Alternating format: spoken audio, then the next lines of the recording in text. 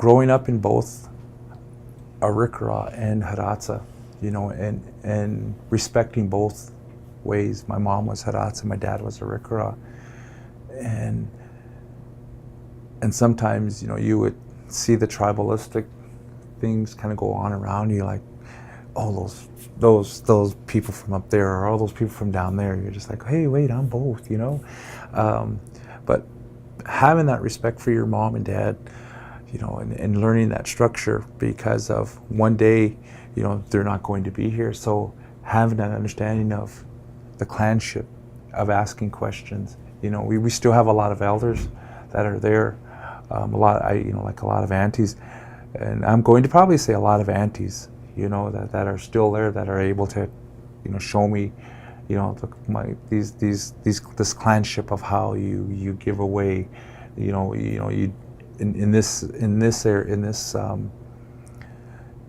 Hidatsa way, there's a structure that you just don't randomly give to people. There's this clanship, there's this order that you give things away, and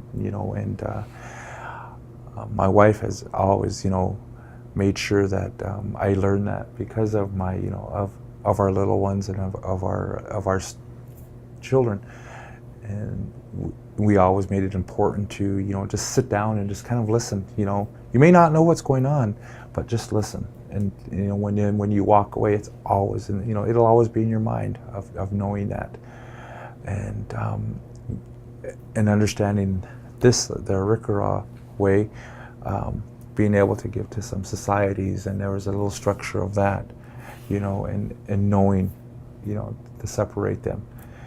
So even today, everything's still a learning process.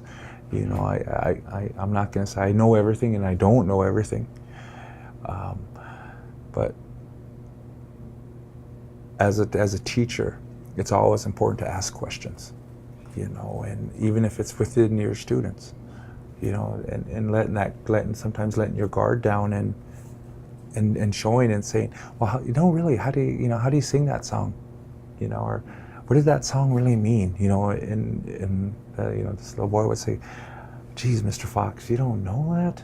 I'm like, no, I don't, let me know, and stuff. And then so then you would be able to share it, of that understanding, your understanding, his understanding, and then the kids that are around you would say, well, God, if he knows that, maybe then the singing, the cultural piece, of dancing, of going to powwows, going to maybe ceremonies,